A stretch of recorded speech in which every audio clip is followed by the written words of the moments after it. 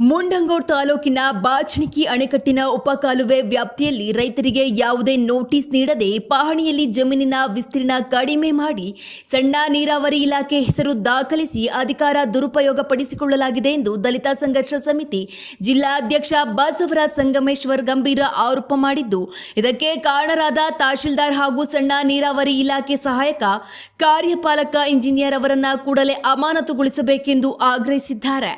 ಸುದ್ದಿಗೋಷ್ಠಿಯಲ್ಲಿ ಮಾತನಾಡಿದ ಅವರು, ಇಂದೂರು ಮತ್ತು ಕೂಸೂರು ಗ್ರಾಮಗಳ ರೈತರ ಜಮೀನಿನಲ್ಲಿ ಒತ್ತುವರಿ ತೆರವಿಗೆ ಮುಂದಾಗಿರುವುದು ಖಂಡನೀಯವಾಗಿದ್ದು, ಭೂಸ್ವಾಧೀನ ನಡೆದಿದ್ರೆ ದಾಖಲೆಗಳನ್ನು ಬಹಿರಂಗಪಡಿಸಬೇಕು, ಇಲ್ಲವೇ ಮಾರುಕಟ್ಟೆ ದರದಲ್ಲಿ ಸೂಕ್ತ ಪರಿಹಾರ ನೀಡಬೇಕು ಎಂದು ಒತ್ತಾಯಿಸಿದ್ದಾರೆ.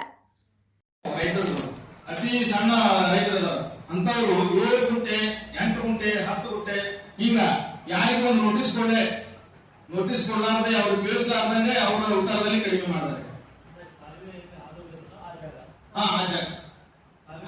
ಆ ಜಾಗ ಅಂದ್ರೆ ಮತ್ತೆ ನಾವು ಅಲ್ಲಿ ಅಡ್ಡಾಡಲಿಕ್ಕೆ ರೋಡ್ ಮಾಡಬೇಕು, ನಮ್ಗೆ ರೋಡ್ ಬಿಡಬೇಕು ಅಂತಿದ್ದಾರೆ. ಇಬ್ಬರು ಜನರು ಸೇರಿ ಸುಮಾರು ಬೆರಳಿಕೆ ಜನರ ಮಾತ್ರ ಅವರ ಪಹಣಿಯಲ್ಲಿ ತಮ್ಮ ಹೆಸರನ್ನ ದಾಖಲಿಸಿ ಕ್ಷೇತ್ರವನ್ನ ಕಡಿಮೆ ಮಾಡಿರ್ತಕ್ಕಂಥದ್ದು ಇದು ಖಂಡನೀಯ. ನಾನಿವತ್ತ ಮಾನ್ಯ ತಹಸೀಲ್ದಾರ್ ಅವರಿಗೂ ಎಂಐ ಆಫೀಸ್ನವರಿಗೂ ಕೇಳ್ತೀನಿ, 70 ವರ್ಷದಿಂದ ನೀವು ಎಲ್ಲಿ ಹೋಗಿದ್ರಿ?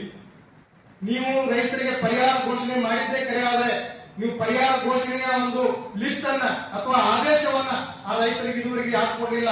ನೀವು ರೈತರ ಜಮೀನಿನಲ್ಲಿ ಹೋಗಿ ಅವ್ರ ಪಹಣಿಯಲ್ಲಿ ಅವ್ರ ಕ್ಷೇತ್ರವನ್ನು ಕಡಿಮೆ ಮಾಡುವಾಗ ಮಾನ್ಯ ತಹಸೀಲ್ದಾರ್ ಸಾಹೇಬರು ಅವ್ರಿಗೆ ಮಾಹಿತಿ ನೋಟಿಸ್ ಅನ್ನ ಯಾಕೆ ಹಾಕಲಿಲ್ಲ?